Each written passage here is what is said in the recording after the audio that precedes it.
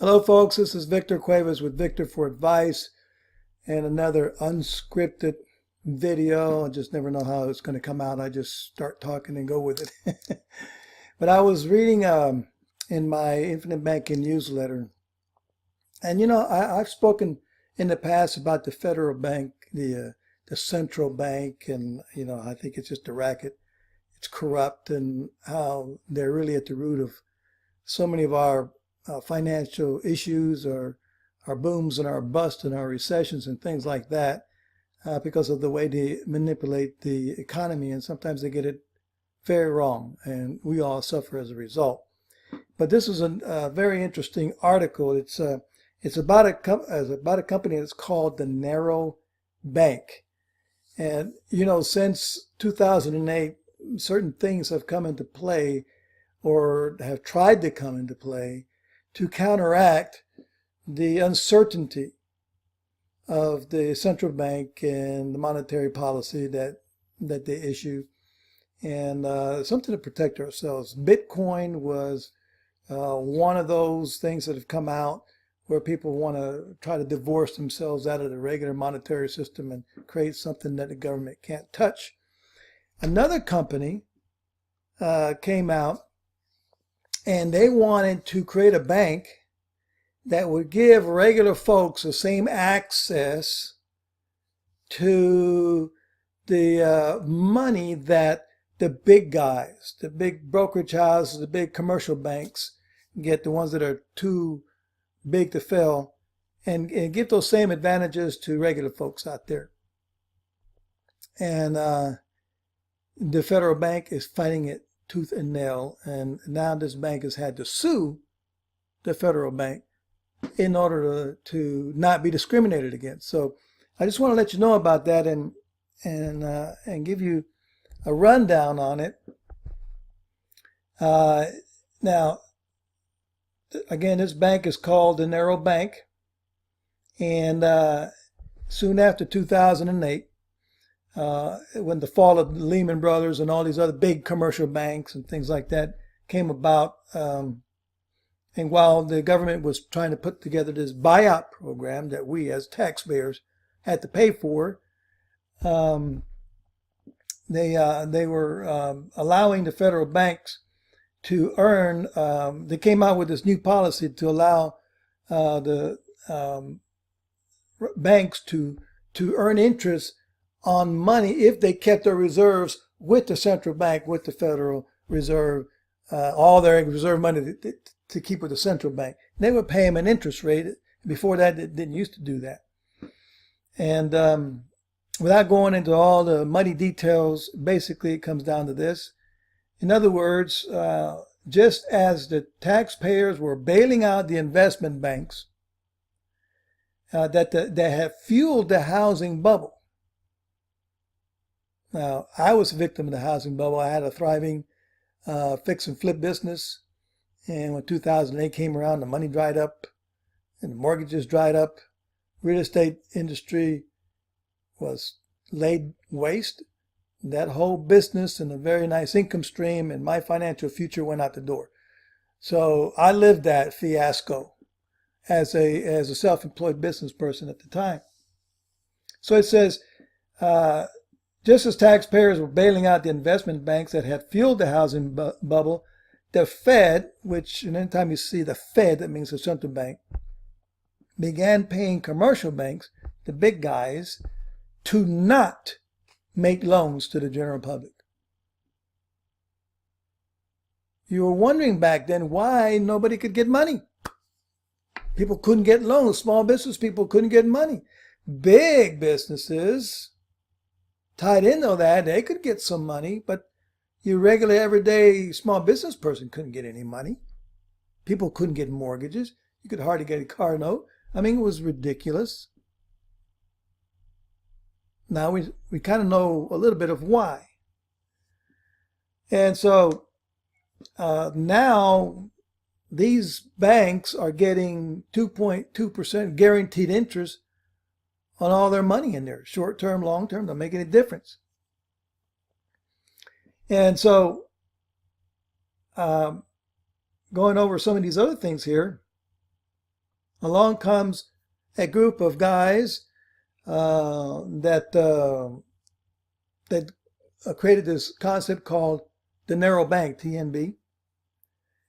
And what they did was propose to open up a very simple financial institution that would take its clients' money, regular folks every day like us, and park them at the Fed, the central bank, where it could earn that current 2.2%. Then after taking a small cut for their expenses, the TNB would pass along the interest income to its clients. In other words, the TNT, the narrow bank, TNB, proposal would open up the cartel of bankers to the broader financial community. In other words, it would give you access to that very exclusive country club of money that only the big guys were privileged to have access to. Can you believe that? Well, they went through everything. They're out of Connecticut. They passed all the banking scrutiny and everything they had to go through with Connecticut. They got a temporary a certificate to do business. So now that they had to have access to the central bank, the Fed, and the central bank is split up in regions. So they had to go to the Federal Bank of New York and the FBNY. And guess what? They went through their regulatory process and passed with flying colors. So the officials at the Central Bank of New York passed them, said, you're good to go. It went to the board of directors of the Federal Bank of New York, and they said no. Well, we got to study this further. A year later, no. You can't get in yet. We don't have a final decision. How about that, folks? They just don't want you in their club. So the narrow bankers have had to sue them in court, and it's still ongoing.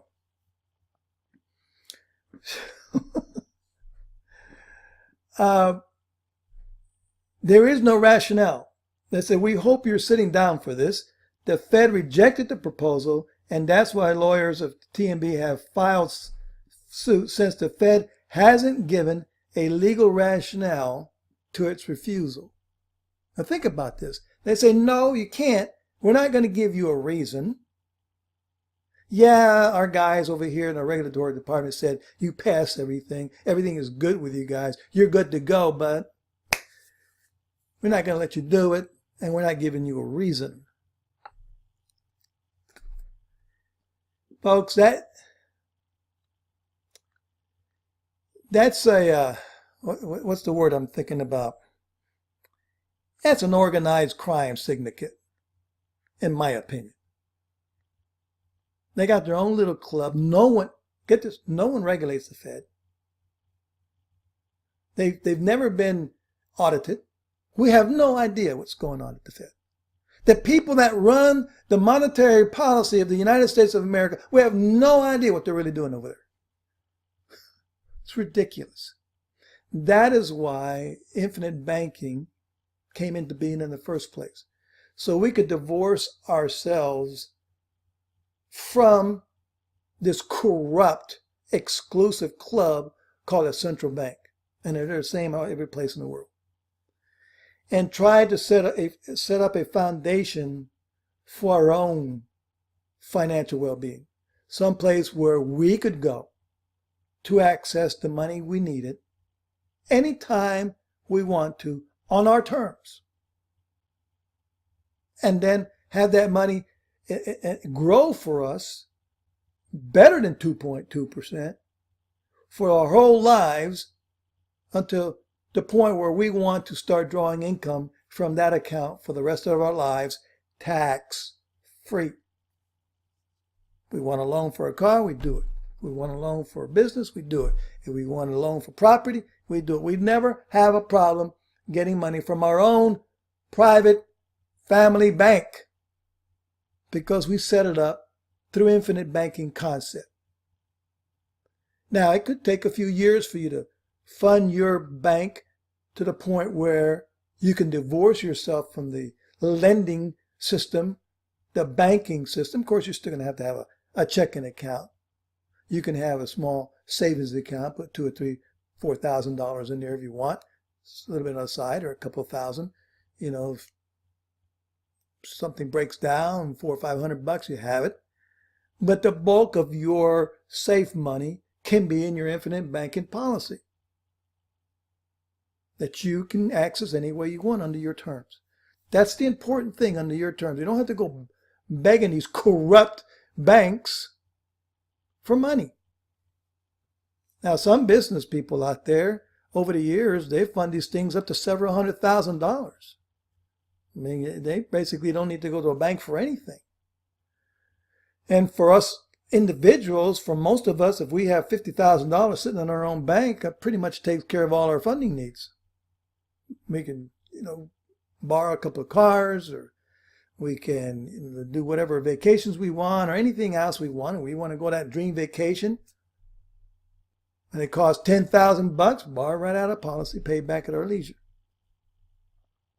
And then retire from that bank one of these days. Tax-free, unreportable income, all legally set up by the IRS.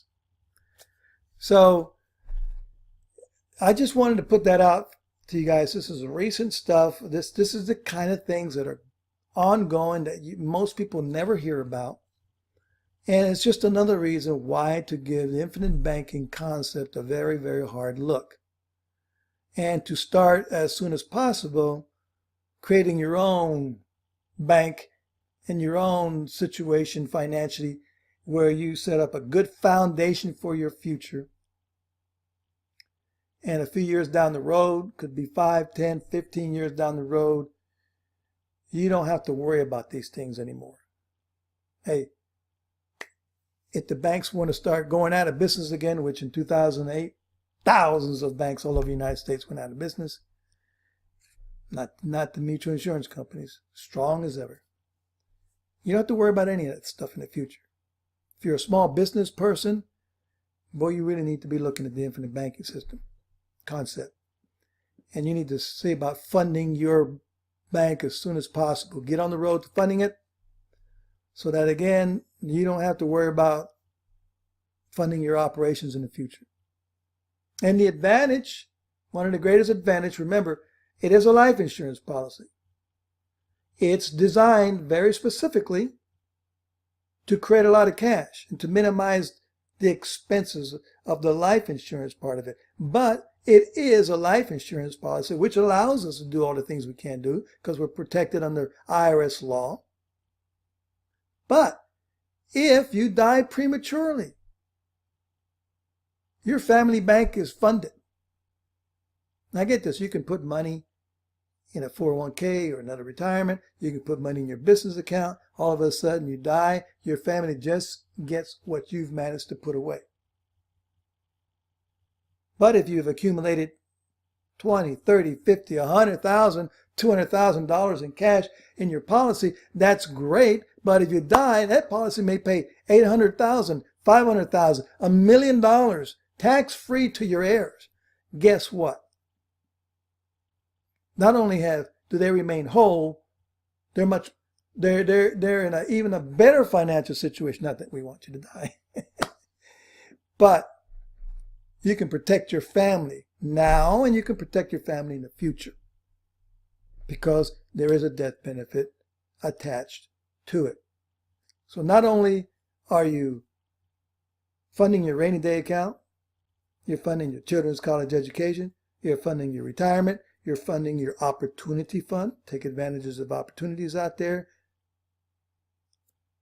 You're also protecting your family's financial future by making sure if anything happens to you prematurely, their monetary needs are met for the future. So look at it hard, folks. Infinite banking concept is great. And any questions, any concerns, you want to see how you get started today, give me a call, contact me by email. I'll be happy to help you any way I can. I am a graduate of the Infinite Banking Institute. I have trained personally under Nelson Nash and his team. And so I can help you. I'm associated with a group of guys that's all they like to do is infinite banking. So we can work with you and we can help you any way possible. Again, this is Victor Cuevas with Victor for Advice, and I'll talk to you later.